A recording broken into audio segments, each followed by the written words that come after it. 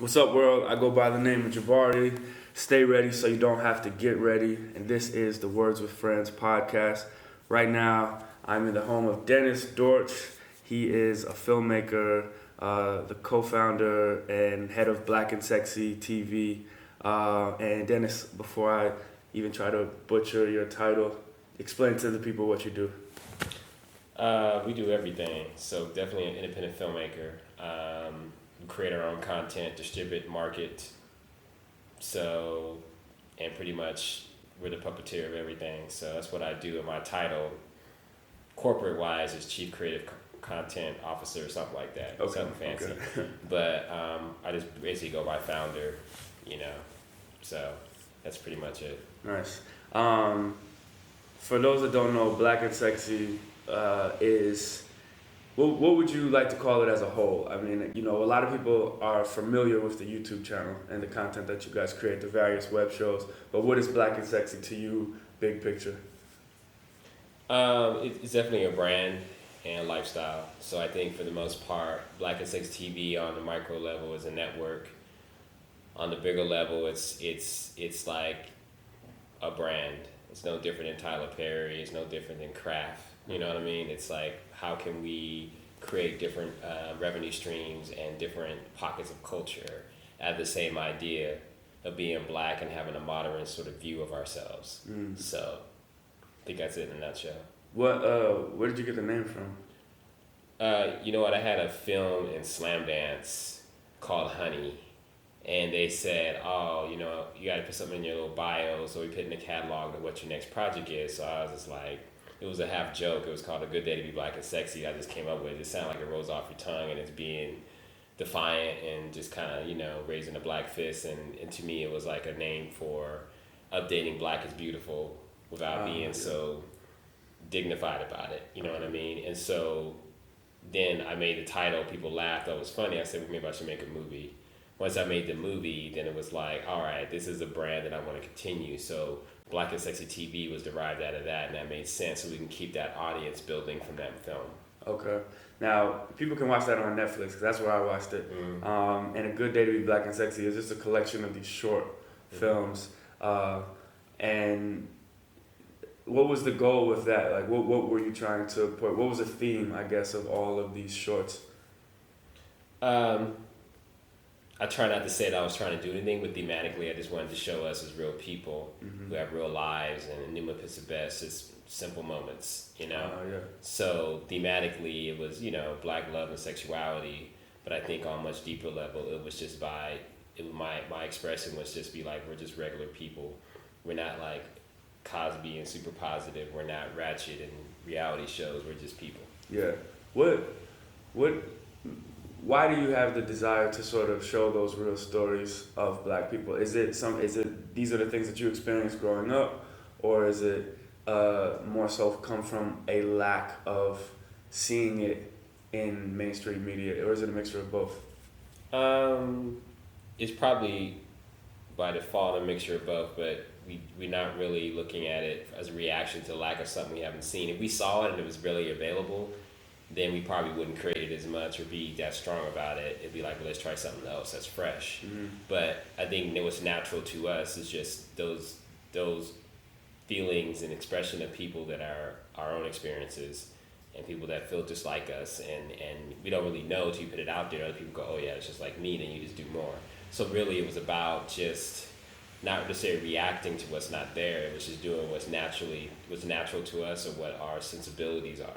Okay. You know what I mean? So I think a lot of times people go, oh, you know, I want to make a horror film, but I'm not going to make a horror film unless that's something that's really in me. I'm not going to make the best horror film unless I just really got that real sensibility and interest for it. Yeah. I'm going to do what comes natural to me, and it's the same thing as an actor or a writer. I don't want them to try to do something. It's not like I want anybody to be challenged.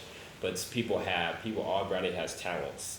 And you should work those talents to your benefit to survive, make money, and to be happy in that expression of it. I think. Yeah. Man, that's a big thing I talk about on this podcast is, you know, creating systems that help people find their talents and, you know, so they can put energy to those talents, develop those talents, and then ultimately live off of those talents. Because I don't think you're supposed to be living off of doing something that you don't like. You're supposed to be living and feeding yourself and, you know, providing for your family. Yeah, doing the best of you, right? Yeah, that's exactly. what it is. I mean, it doesn't have to be socialism, but I mean, that's the idea. It's like, why not contribute what's the best of you? You would enjoy it, number one, and you'll be the best at it. Yeah, You know absolutely. Was there, for you, this sort of goal to want to always be a filmmaker since you were a kid? No, I thought I was going to be a music producer and an artist, a recording artist, because music was everything. But I think when you're creative in anything, it crosses over and travels to different, you know, pockets of being creative. Because I think for me, I really thought I was going to produce music, and that's why music is such a strong part of what we do. Yeah. I'm just taking that same sensibility and that same desire. I just don't have the skill set. I've never developed it. But I got sidetracked by film. I always wrote stories, and I always thought about things, but I never thought that it was about being a filmmaker, because I never had that exposure. And I didn't watch a lot of movies as kids, and I didn't have any influences around me that said, oh, this is something you can do, and you should think about doing. But when I got a taste of it in college, then I was like, oh shit, it's all about rhythm. It's no different in music. It's really about rhythm. And then when you put music to images, it's very powerful. Yeah, you know what I mean? Absolutely. Because I think for that particular A Good Day Black and Sexy, it was an underground soundtrack we had, but we sold a lot of copies. If we would have put it out, I thought I was going to be like, you know, own an independent record label and produce artists and cultivate artists. But if I would have done that same album, put it out, it would have had the same success. I don't think so. But when you put it with the movie, suddenly people have experienced it, they related to those experiences that watching the movie, and they want the soundtrack to relive that and put it part of their lives. And I was like, okay, there's something there to that, and let me just go over here. It's a lot more glamorous in film, you know what I'm saying? And you can reach a lot more. I mean, actually music is very powerful. I guess it was destined to happen, you know what I mean? I think that's the only way I can say it. So what was your training like? You know, did you go to film school or did you? Okay. Well, I went to Loyola Marymount in LA, and it was a recording arts major. Okay. That's what I was initially. I was going to study engineering and figure out recording. But there was a prerequisite, like you would share some classes as a freshman or sophomore, and one of them was like intro to film. So this one to get you familiar with that, so maybe you can make music for film or whatever. But once I took intro to film, we were shooting on Super 8. I was like, man, this is powerful. This is crazy. So I just changed my major. Oh, okay. So if they didn't have a film program, I would never know. You know what I mean? So. And what was it like, I guess, creating that first film? Because this film did you know anything about distribution, where it was going to go, how you're going to make money off of it? No. I mean, you can answer the same question for yourself. When you start doing something, if you do it from a source of, am I gonna make money and distribution? It's difficult to get into that creative space. You can't really.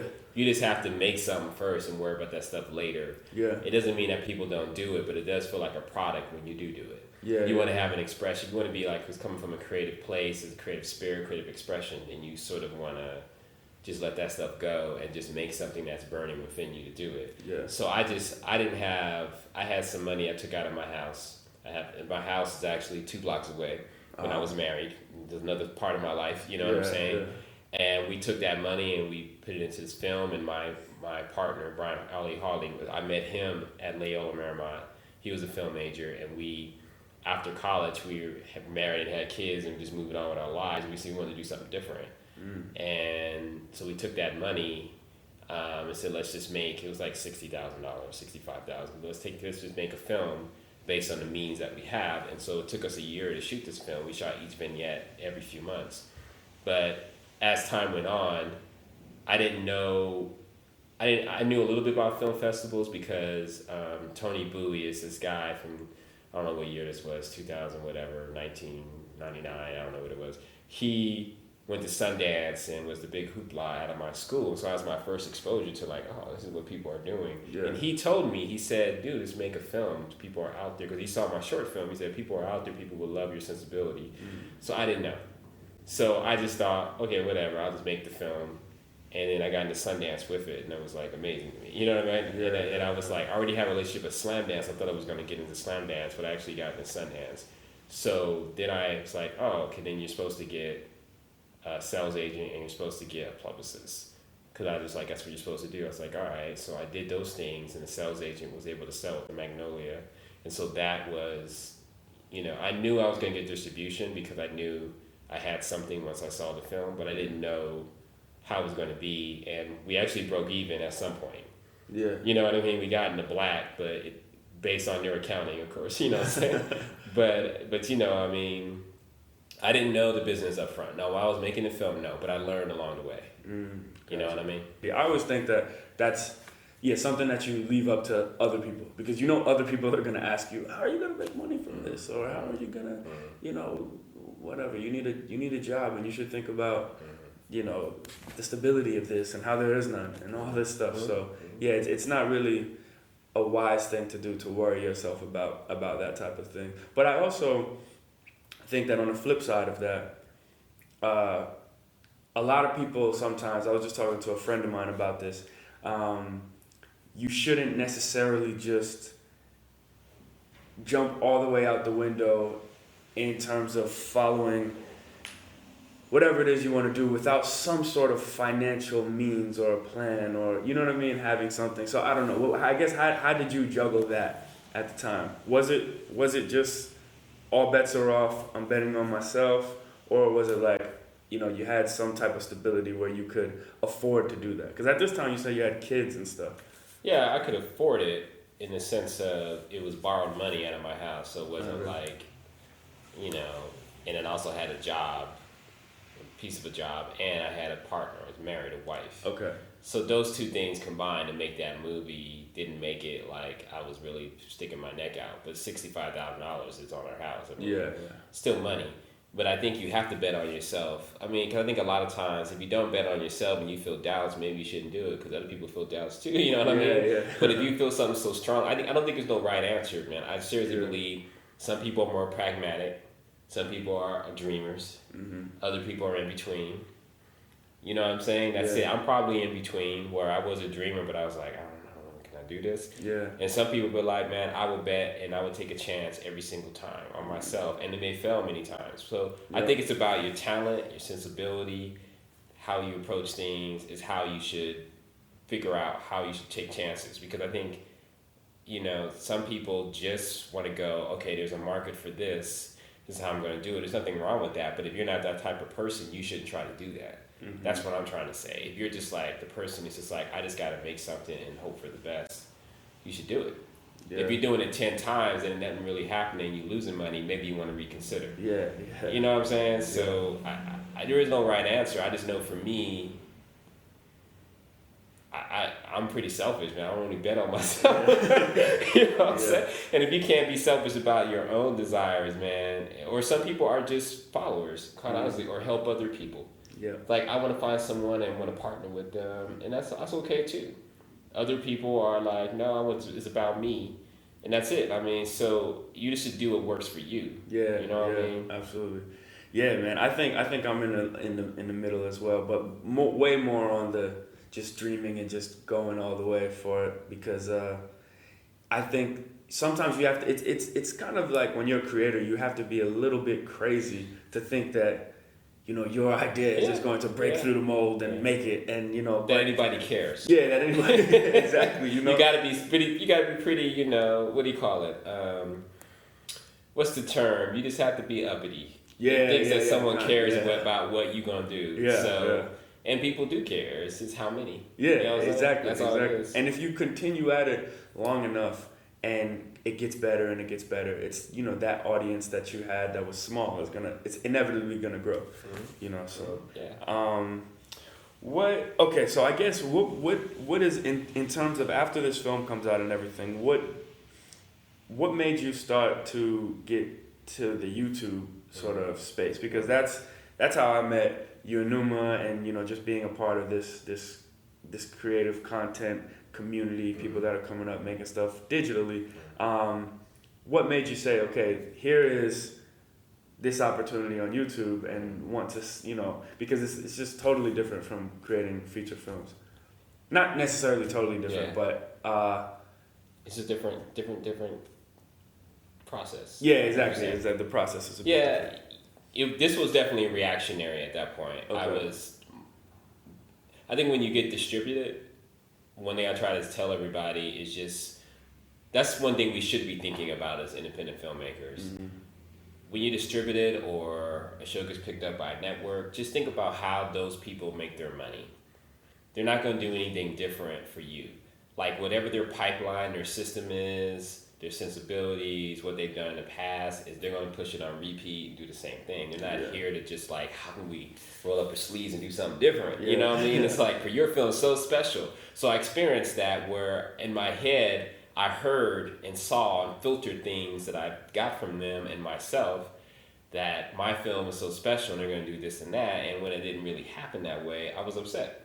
I was like, man, if only I would have distributed my own film, then it would have been like, I would have done this and that, even if I didn't have those particular resources.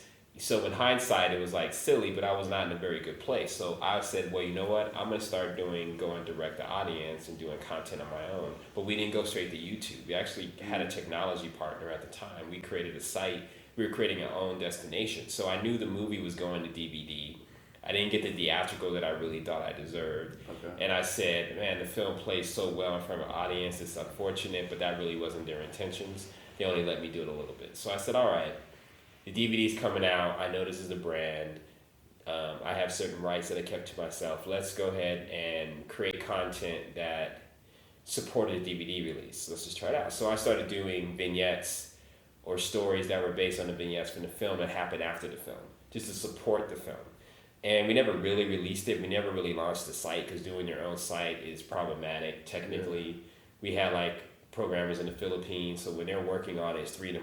I'm up. You know what I mean? It was just, I spent more time trying to get our proprietary player to work and the site to be correct than I did on content. But in the meantime, we were shooting a lot of content, including the couple. We shot the couple like a couple of years before it even appeared. Wow. All the mini-sodes we shot previously, and then by the time we got to the episodes, that was the new stuff. So we used those as promotional content. But anyways, it was Issa and Aqua Black Girl that made me go, oh, there's something on YouTube. Because I myself, I wasn't hip to YouTube. I wasn't in that culture, and I thought it was just trash. You know, just a bunch of stuff on there, cat videos, what everybody's perception of what was happening. Yeah.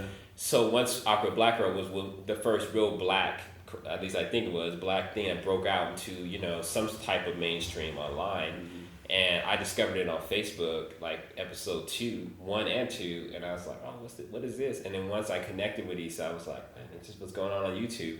And then, because I had put that venture aside, it was blackandsexy.tv on a website, and we just never really launched it. You know, it was there, but we never really, really got into it. And I had other opportunities I was doing, and I said, oh, let me do that. But once I saw what she was doing, I was like, man, we got all this content on these hard drives, including the number. You know what I mean? The number was a skit. There was a bunch of skits that we never released. There was the mini-sodes of the couple. And I was like, you know, we got content. Let's just put it on YouTube and see what happens. And I see what she's doing. Okay. And I see what other people are doing. Okay. All right. So by the time I met her about 6 months later, we decided to put stuff on YouTube because we were just exposed to it. Wow. Okay. And I guess what started happening after that? What was the response? And, you know, I get YouTube is now such a big part of what you guys do. Mm. What made you say, oh man, this is serious, we should really continue this? You know what, you experience it, I'm sure yourself, when someone gives you a pat on the back, a like and some comments and some views, it's addictive. Yeah. That's the bottom line, man. Why would you stop? Someone's going, hey, give us more. You're like, all right, you know, and that was our payment. So we knew we wanted to create. Numa's idea was, he said, we need to do more narratives. We need to be narrative. That's how you retain and build an audience. Mm-hmm. And I knew I just wanted to grow and make a network. So once we put out 2 things, we were a network, and we just said, wow, this is the possibilities. And then I think we did our Valentine's Day launch of the couple coupled with the number. And then I noticed numbers, and I started realizing, like, we couldn't just do the sporadic drops. Like, we were doing maybe once or twice a month. Mm-hmm. And I was like, all right, you know, YouTube, conventional wisdom on YouTube says you got to do a consistent schedule. And that made me say, all right, if you really want to build an audience, let's drop something every Sunday. So the reason why we did that, and stayed on YouTube because it was already working.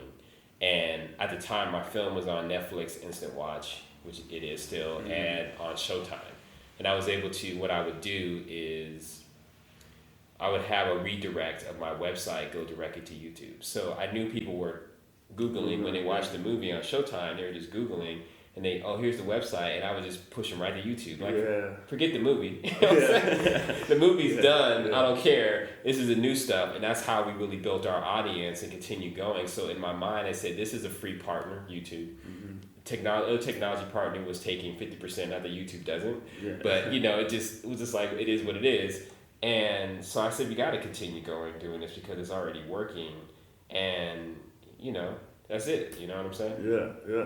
What was? I mean, now it's funny because you said the initial goal of Black and Sexy is to just show Black people in these experiences and these real life situations, and that's the same thing that's being done right now through YouTube.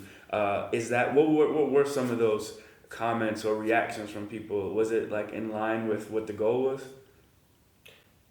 It was. A lot of people felt like they related or someone that they knew, or it just felt fresh. So I don't think I was so conscious of is this really hitting our goal. I think you're hitting your goal if you do something you want to do, and if people like it, it worked. Yeah. You know what I mean? So I don't know if it's so conscious, but I think for the most part, yeah, I mean, now we get more elaborate responses or write-ups or whatever about the kind of content we do. So I think ultimately that must be what we've been doing, and it must have resonated in some form or fashion. So I don't know if that answers your question. Yeah. I mean, I wanted to essentially get to, do you think that people are just now really catching on to what Black and Sexy is doing? And it's like, it kind of feels like you do one thing for so long, you know what I mean? You've been doing the same thing for so long, and then like eventually 10 years down the road, it's like, oh, now people are starting to pay more attention or pay the attention that I deserve to be paid. But I guess it's kind of a natural thing of you probably didn't deserve all those write-ups or all the recognition in the early stages because you're building it. Yeah, I mean, everybody's time to pop comes at different times. I know there was a time where I was personally frustrated, be like, oh man, we're doing all this great work, and these are where our views are at, or we're not getting the press. And that could be almost like this even a year ago. Now we're like 2.25 years in, and on being on YouTube at least, and all those things me personally, I was speaking for myself, was like, oh, I want all these things are happening now. So it wasn't our time early on, it is now, but we sort of view ourselves as like that sort of folktale, the tortoise and the hare. We're very slow, but we're steady. And when we build very strong, and everything's coming with us. And then we retain, no matter how small the audience is, they're engaged and they're there. And then you keep taking them to the next one. You keep leveraging our shows and building on more shows. And so ultimately, however it turned out, it makes sense to me in hindsight.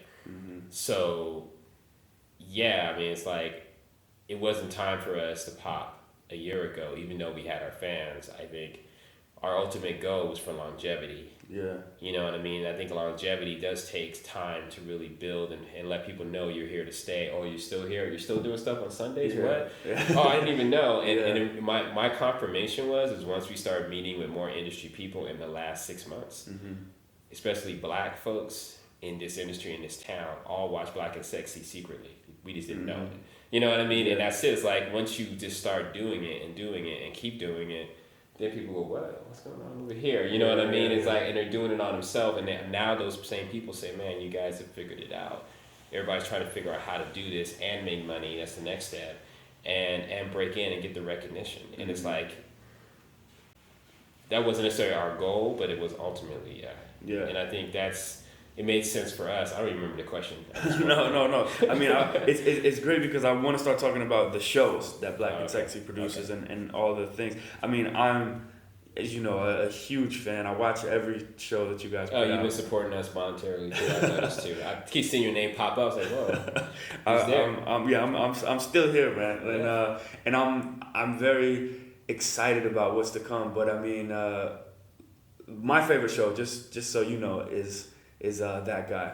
Okay. I think That Guy is the most relatable to me. And I really love, I think the character Judah is extremely funny.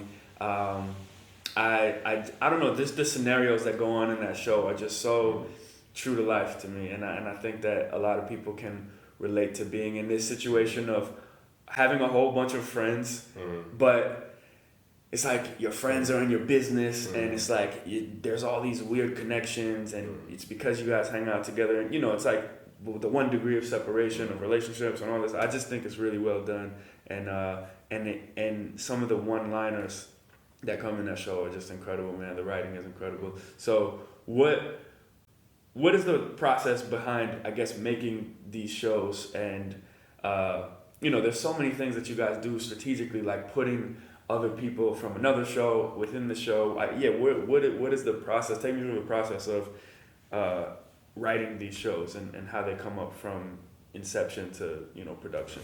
Well, I'll just start with that guy. That guy is purely the creation of Jenny Daniels, who's Dion. Okay.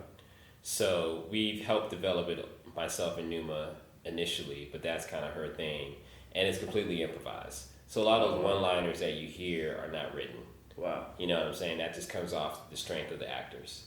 So early, I would say, the best way I could say is just show by show, the number and the couple were both improvised too. We were very much about taking chances. The only thing we write is like the basic storyline or the basic what is happening in this scene. And I'll take it back. The very first episode I wrote, but it was just, here's a couple lines, and then they took it and ran with it. Wow. Those 2 actors. And then, a couple years later, we shot the rest. You could tell they're different. Yeah. The couple was the same. So our process is really just saying, hey, we're workshopping these scenes, workshopping with the actors. They're collaborating with us. And we're going in not knowing exactly what we're going to come out with. And so that's why we're able to just shoot. It's harder to edit afterwards because you don't really have a real script.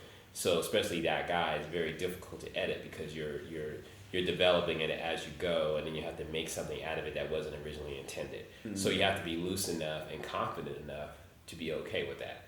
And I think that's the main ingredient of Black and Sexy. When we got to Remy Love of Friends, that was the first real scripted one we started doing. And we still let it loose. Like, it's 30% improvised. Okay. We don't, it was the same thing with my film. Part of my film was scripted, and after a while, I threw away the script and said, let's start improvising. So it started way back then when we just started taking chances, because I felt like we can come up with something better together than I could just me sitting down trying to write on my own. Mm. And I'm not that precious with my words. I actually just want the best thing on the screen.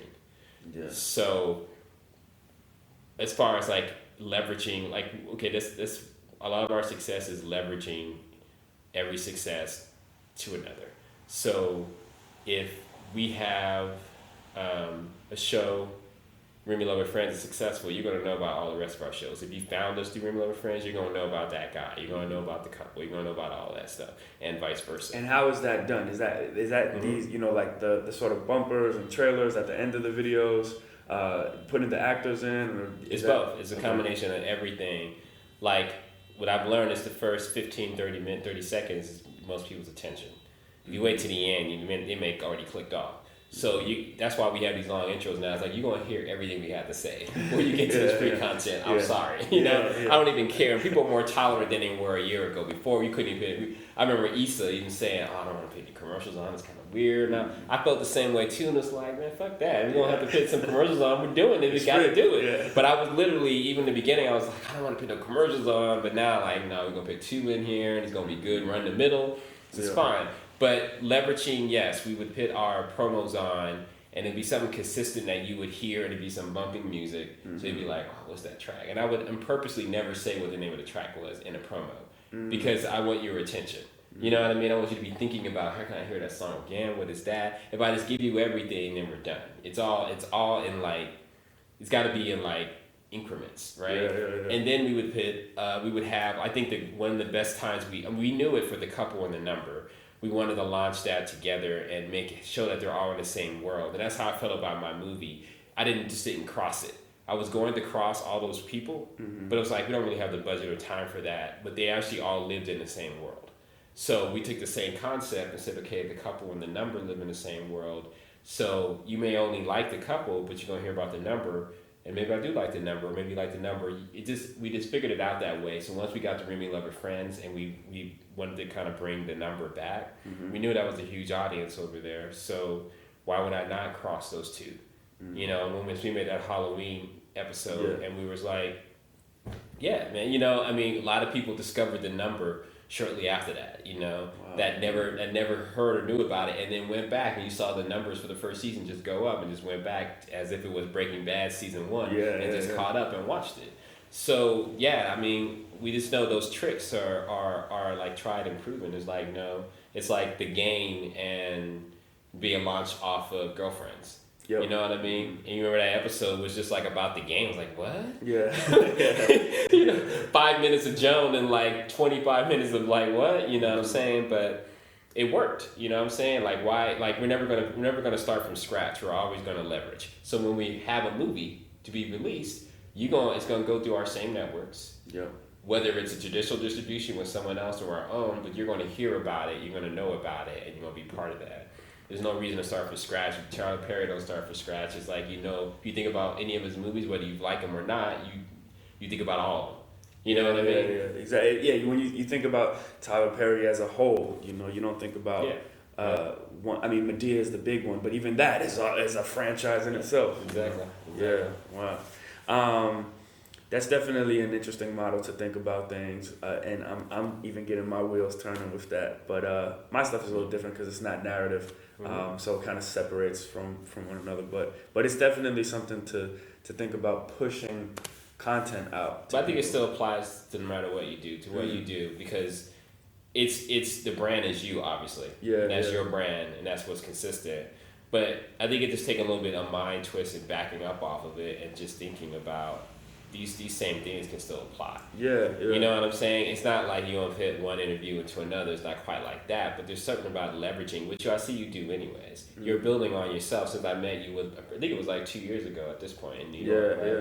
I've seen you like really like, all right, I'm going to do, is Jabari Presents, is Jabari something? You know what I'm saying? But you're the constant. But it's like, even if you're not doing narratives, it's kind of like, if I just think about your stuff, I'm like, there is ways to kind of remix your presentation and your execution. You know what I mean? Because it is about building audiences and just knowing, okay, if they like you or they like your style. But it's like, it's just when you have one success, I'm not gonna let that go to waste. Let that prop up the next success. Yep.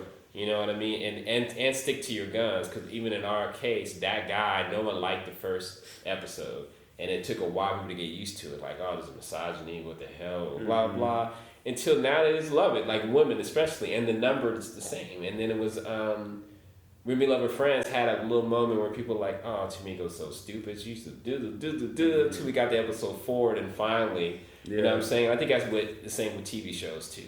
So I think in your instance, it's like, what are people doing in traditional media that are leveraging it, especially even like, you know, obviously, you know, how MTV got out of music and doing more sort of, whether it be reality shows, but more like, you know, documentary type stuff, or you know, what is it called? Where is the music? Where are they at? I forgot. Oh, where are they now?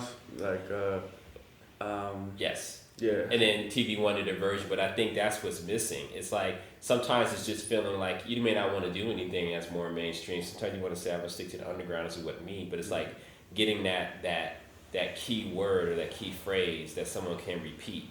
I think that's what ties you together. It's that key word, because that was the franchise that they built on Where Are They Now or whatever. And you knew what to expect when you watched it. And it didn't matter who you were watching half the time, because you were just going through the format. You know, I don't think it's any different than, what is that?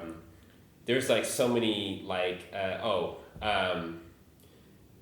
totally forgot. I lost it, but I feel like it's one of those things where you just have to, the language. That's what I was thinking about. Like, when we did Collection Plate, Numa came up with that, and then just came up with the phrase. Well, tell people what that means. Oh, the Collection Plate. So the Collection Plate was our sort of crowdfunding effort, our last one we did, our third one. And we knew it was collectively for all of our shows, and we knew we could leverage all our shows and our people who like individual shows, and some of them overlap, and we can bring it to one pot. Instead of just trying to raise money for one particular show, we knew we needed to, we needed money. Yeah. We definitely needed to pull all of our shows together and make it collective. And so we were like, what does that happen? It's like a church. It's a collection plate, pass it around. You can put money in for whatever show that made sense to you, or something that you really love. And it's like, man, I want my show to get the most amount of money or whatever. And so that collection plate idea, Newman really came up with, and then came up with the language, and then people started repeating it. Oh, I'm gonna put $5 on it. I'm gonna put a little coin in that collection plate. It became fun.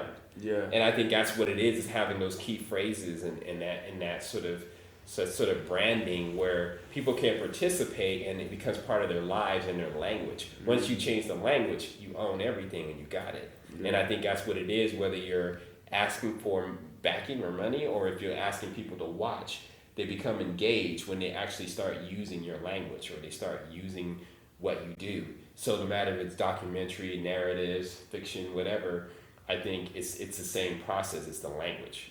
Yeah, wow. That is definitely something I'm gonna let simmer and think about for sure. I think so. Let's talk a little bit about that crowdfunding process because you guys have done it a few times. Three times. Okay. And so at first it was for shows, individual shows, correct? Mm-hmm. And then it was for Black and Sexy as a whole.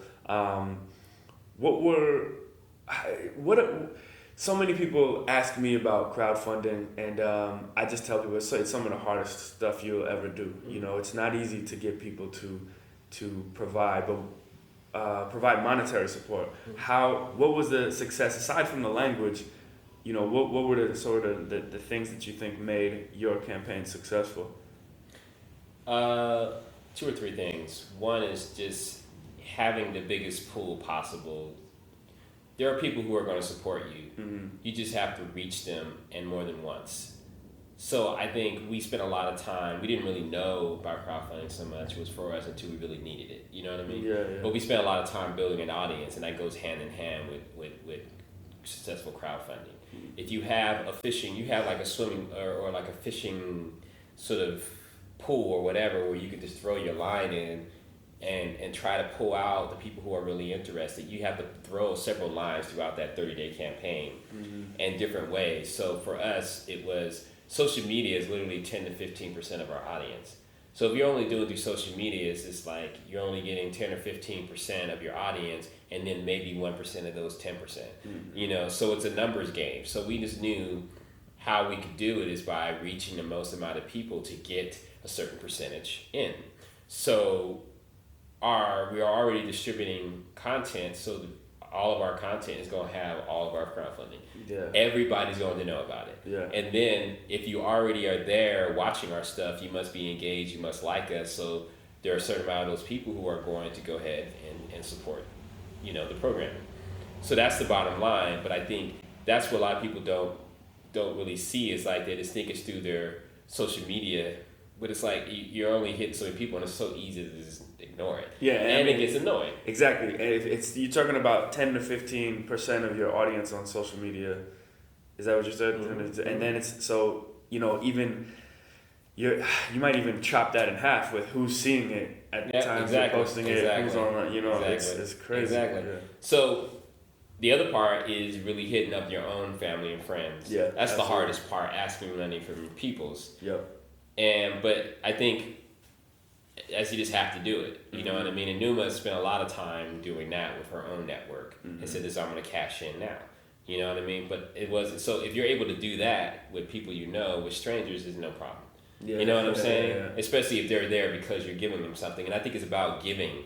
It's not about coming and taking. I think a lot of people just are there to like, hey, this is what people do, so I'm gonna do it too. Most successful when it's like no, you gotta really give a lot. Yeah. And then once you've given a lot, people remember that and want to give back because it's an emotional response. Yeah. It's not intellectual. Like just because your stuff is really good doesn't mean you're gonna give money. Sometimes things just pop and it's very viral when it happens, but that's not everybody. That's you're just taking a chance. I think when we talk about strategy, then that's the time when we start having real strategies and start thinking about, this has to be successful. And when we were friends, we weren't really that successful because we learned our lessons. We got really gun shy with it because we just came off with a couple fundraising, and a few months later we're like, all right, we need money.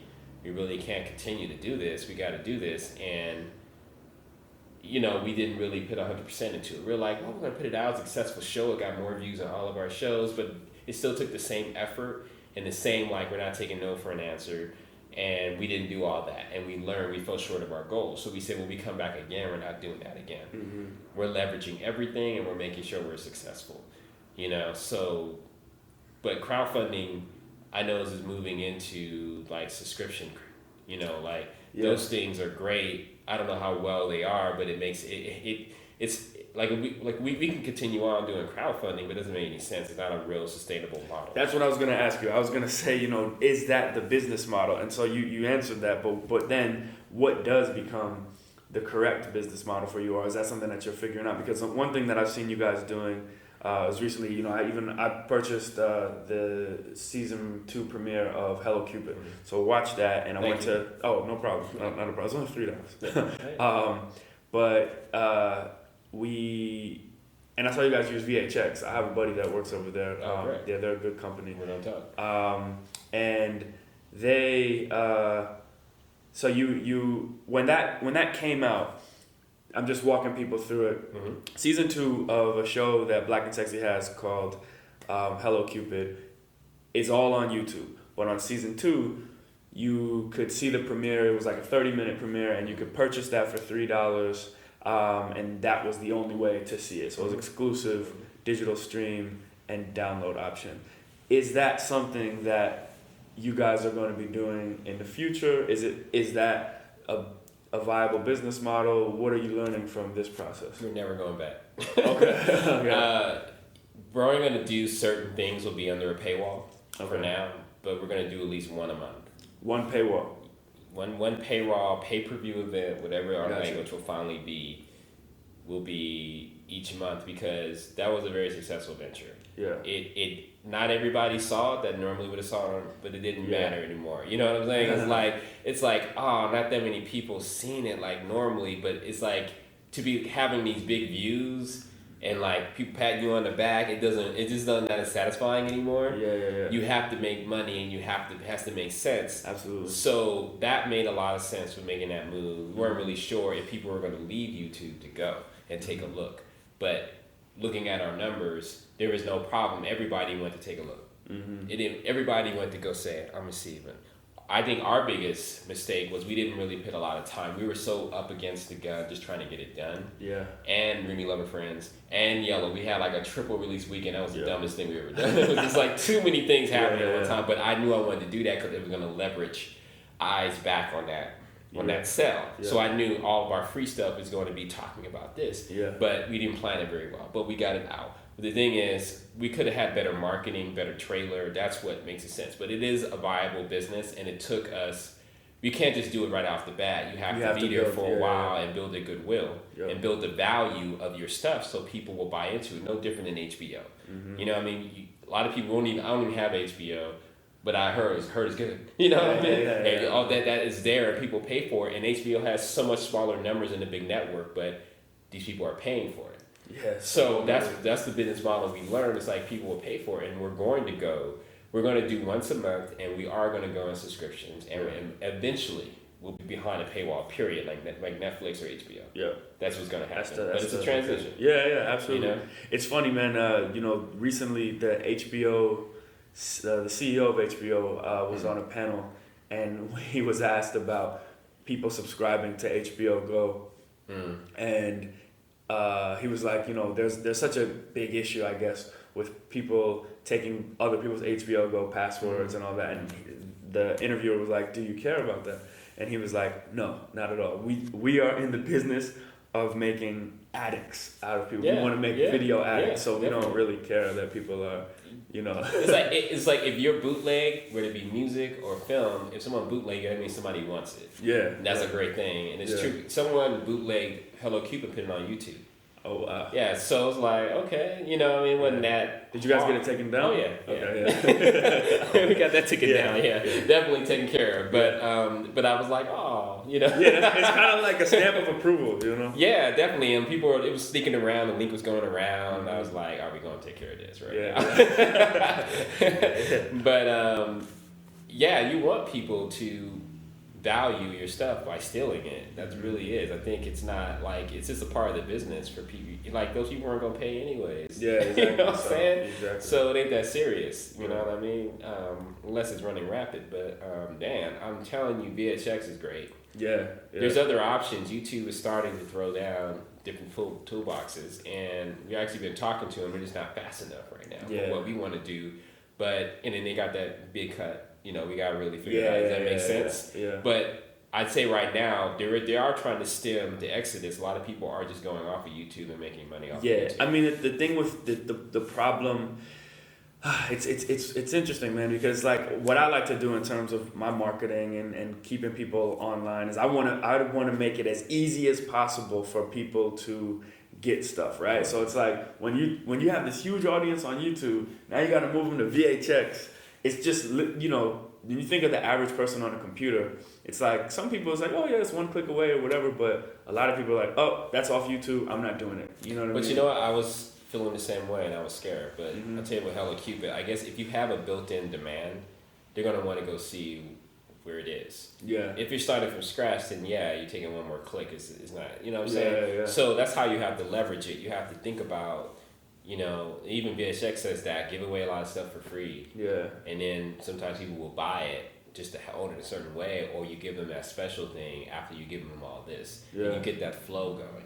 We had no problem. Everybody clicked. Like, the numbers we have of the people who just landed on the page visits, are the same as a huge success on YouTube. You know what I mean? Like, if you saw, such and such views in 1 week, it was like, oh, that was success. It was just we were able to pull a certain amount of those views into paying viewers. Yeah. That's the difference. So they didn't get to see it, you know what I'm saying? But in their mind, some people aren't going today or already going, damn, it's not going to YouTube yet? I don't know. Maybe go watch it. You know what I mean? And like, honestly, of course you want 100% of people who want to see it to pay for it, and you be a rich person, rich man. But that's not what it's about. You know what I'm saying? The same thing with HBO. A lot of people have don't even have HBO 100% or at all, but they're still supporting HBO by talking about it, or HBO will put the first one on YouTube. Yeah. You know what I'm saying? And try to get people hooked. But it's like, that's not what it's about. It's the people that want to pay is what it's about. Yeah. It's not about these big numbers anymore, because HBO is way behind ABC. Mm-hmm. You know what I'm saying? But HBO's not broke.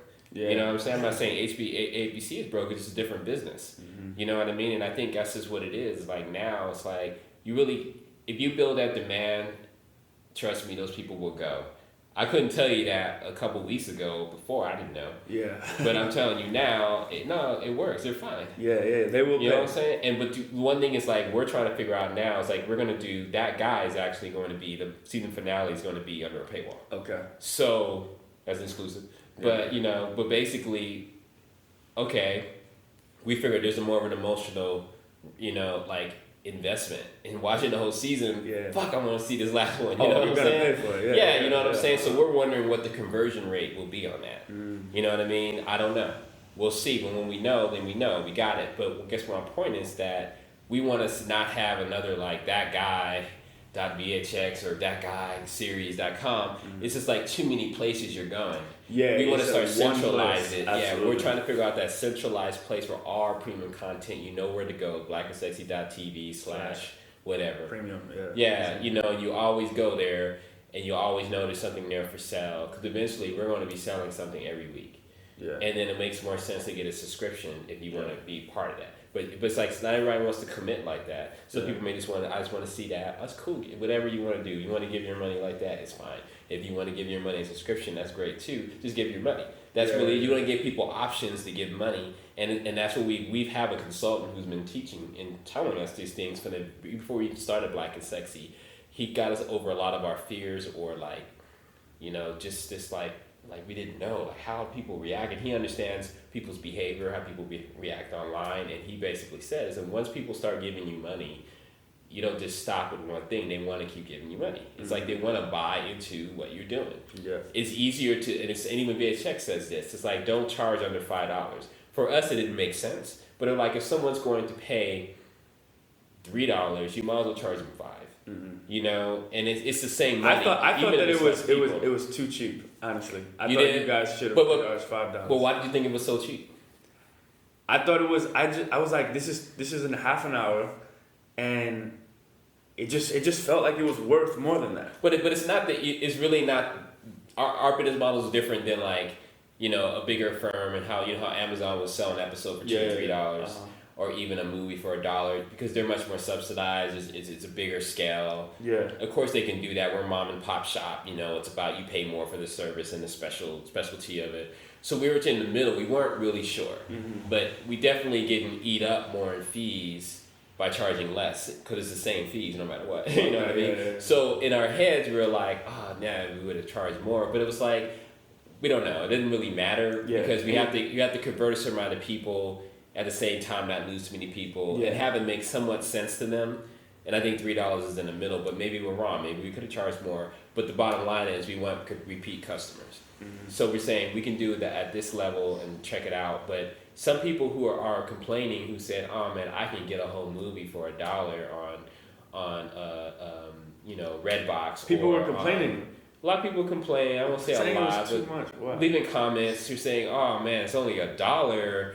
To get a whole movie, you only give me 30 minutes." And those people can go F themselves. But they wouldn't give you money anyways. Yeah, it could have been $1 and they still might have done it. You know what I'm saying? So what you're saying is true. Is like you can't go too cheap because some people just don't matter how cheap it is. If it's not free, 99, they don't really give you money. And you have to, but I think right now we felt comfortable with $3, but we really feel more comfortable with $5 a month. Yeah. Like to have $5 a month reoccurring, because to this day, I've subscribed to something on YouTube for my daughter. We don't even watch it. And they're still charging me. It's like you forget about it, and it is what it is. But that's where we want to be. It's not really about charging per episode. We wanted to make it cheaper to actually get a subscription. Yeah. But our issue is keeping up with the demand.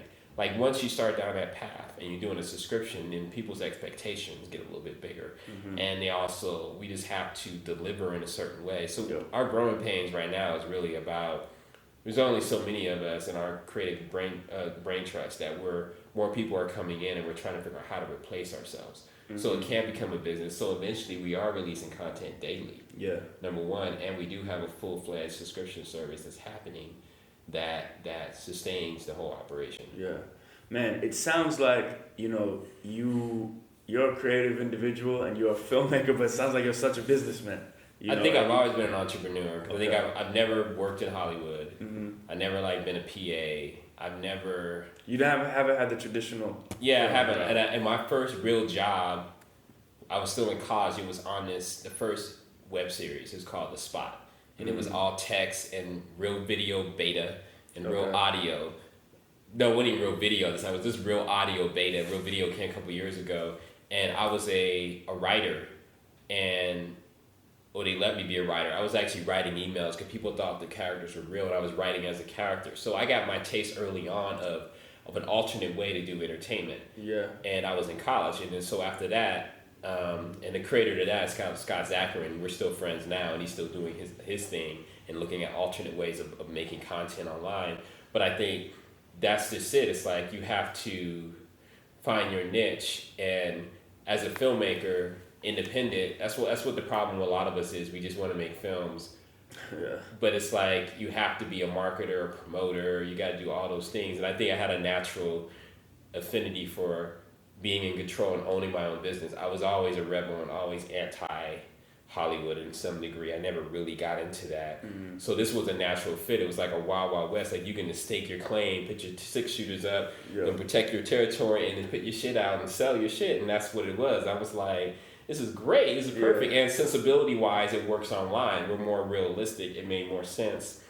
So I don't think I'm in a business person naturally. I think I am. I think I have the thoughts about it, and I have a lot of love for it, but I don't have, that's not what I started off doing. I didn't say, how can I be in business and then be a filmmaker? I definitely was a filmmaker first, but just being an entrepreneur or thinking about being innovative, you have to be in business. Yes. You know what I mean? You have to think about the business side a little bit more without letting it curtail your creativity, obviously. Yeah, for sure. And so speaking of business, one huge business opportunity that you guys have recently gotten is this HBO development deal, Yes. correct? Yes. How did that come about? And first of all, congratulations on it, Thanks, sir. thank you. And what is as much as you can talk about as possible, just give me the scoop. It came about because we, just like all of us on YouTube, we put our stuff out there, and it's accessible to everyone. And I guess the creative exec at HBO just ran this. She said it popped up as a suggested video on YouTube. So we'll thank YouTube. Okay. You know what I mean? Yeah. And what video? And what series was this? So The Couple. I'm sorry. Yes, this was The Couple. So she just ran into it and watched one, became addicted, watched another, and was like, what the hell? So she reached out to us, and we didn't have any representation at the time. She just reached out, and she was like, I don't know how to get a hold of these people. So she found Numa's phone number online somehow. Is that supposed to be online? Or? I was, I think she probably had it on a website or something, but I don't know why she does that. I have no idea. But anyway, a few people had. Well, it's a good thing. It was a good thing, and then she reached out to me on Facebook. Okay. And she was like, okay, it's not really how it's supposed to go, but do you guys have any representation? And so we just got representation real quick, you know what I'm saying? And we got somebody on to help us administrate this deal. But the problem was we needed you have to have a partner. You have to have like someone established to sort of, to what do you call it? To lend credit to the production. We're newbies, so we were searching for that partner. This is like a showrunner or something like that. Not quite a showrunner. It's it's just how the TV business works. It's like Judd Apatow and Lena Dunham. Yeah. It's like I'm sure he was creatively instrumental, but that's what helped sell the shows because he's attached to it. So I want to watch this. What's going on? You know what I mean? Yeah. So it's really just lending credibility. Or that's not really the right word. The right word is more like, I don't know the exact word, but you're just giving it a little boost, a little shine. Yeah. You know what I'm saying? I'm dealing with that with my film right now, and it's annoying. But it's part of it. Yeah, and it was annoying at the time. It definitely was, and we were just going through a Rolodex and really trying to reach out to certain people and look through our contacts. But it just so happened that Numa ran into Spike Lee at ABFF. And then he started his Kickstarter, and he definitely got in over his head. And Numa really just reached out on Twitter, and it was as simple as that. Since they've already met, she felt fine talking to him on Twitter. People kept retweeting. He kept getting on these tweets. It was like, oh shit, some things are happening in this campaign. He reached out to her. The relationship began. She went to New York, helped with the rest of the campaign. Was in the middle of that campaign. They talked, and he was like, hey, he discovered Black Executive TV. He was like, oh, what's everything you guys are doing? We brought him in and sat at a live show. He didn't understand all this was going on or understand YouTube, and it was like, in him, it created a sort of like the same independent spirit he had, back in the 80s of like, this is where it's happening, it's on YouTube. Yeah. So he just asked, hey, you guys interested in TV? We said, well, just so happened we're in talks right now.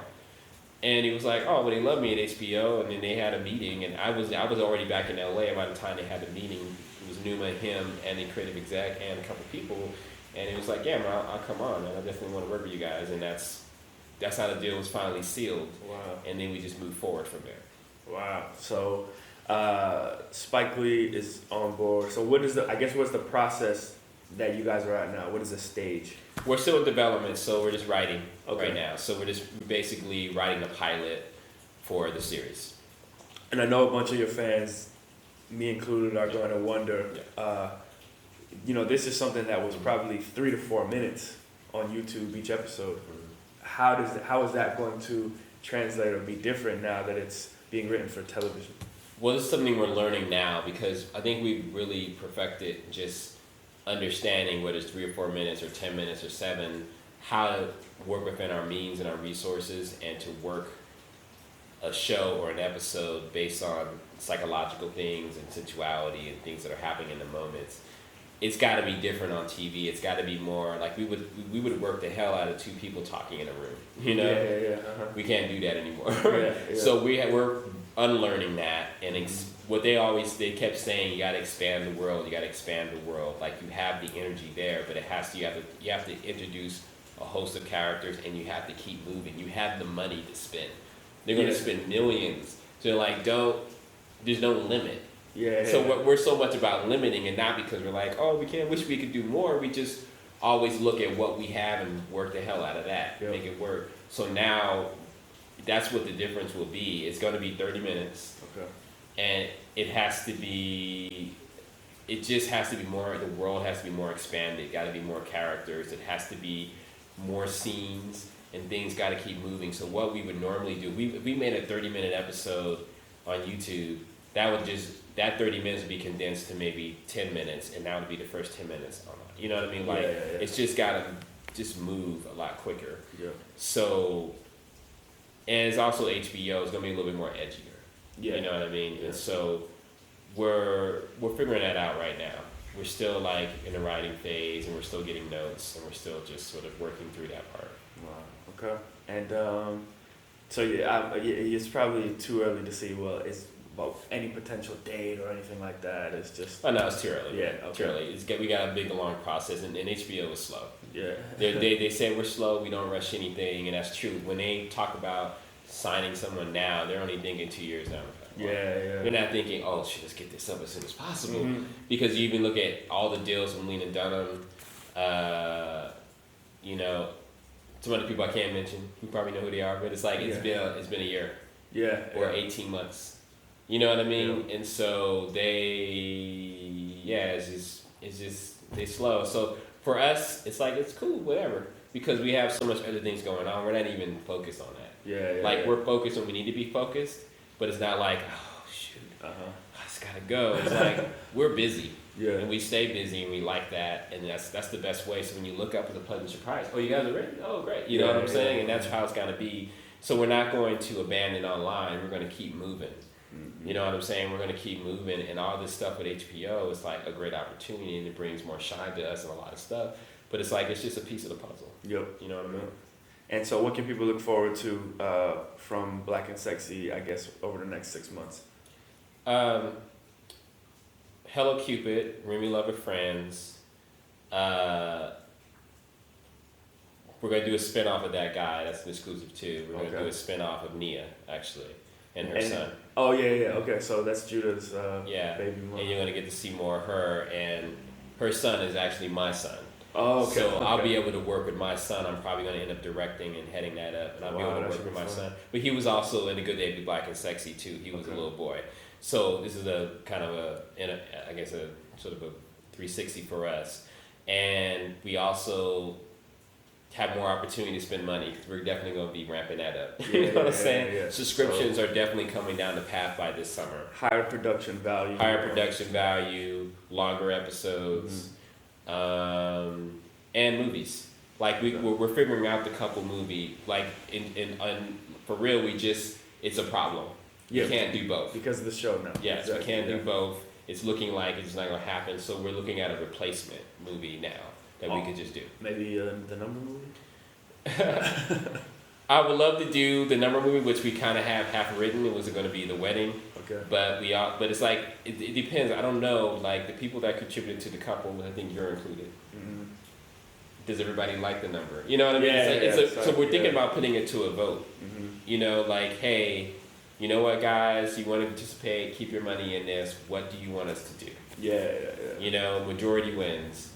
You know, we had a Remy Love and Friends movie on the path. We have like another movie that's really Black sensibility but has nothing to do with any of our current content. Mm-hmm. Because of Black and Sexy brand, we want to go transmedia, not just TV. We want to go more back into film, which is exactly what the couple was supposed to be. Yep. So that's a possibility too. It's a movie I've been wanting to do for a very long time. I know it has a lot of energy on it. It could be that movie, but we're going to move on something soon. Got it. Okay. And then we're going to pay ourselves most likely. Like it depends on what happens. You kind of go for where the opportunities are, but we may. It's very easy for us to put it on our own network as a pay-per-view and distribute it yourself. Yeah, exactly. And then it may sell somewhere else later on. That's fine, but we're going to pay ourselves first. Yeah. You know, and make it exclusive to our own fans. First, and really acquire other content, that's just kind of like the precursor, you know what I mean? Yeah. And that to us makes Which is, sense. I mean, this is the same model as the HBOs and the networks, and I Yeah. mean, so it's the same thing on an independent, smaller level. But who knows where this can go? And I think it can be big.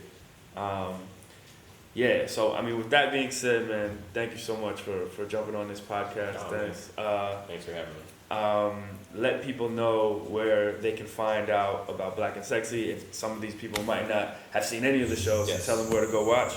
Well, it's not porn, so just in case you're wondering. But blackandsexy.tv is our website. You can find out everything about us, and youtube.com/blackandsexytv is where all our free content is. There's 2.25 years worth of content there, and that's there for you to peruse and make your own decision on what you want to do from there.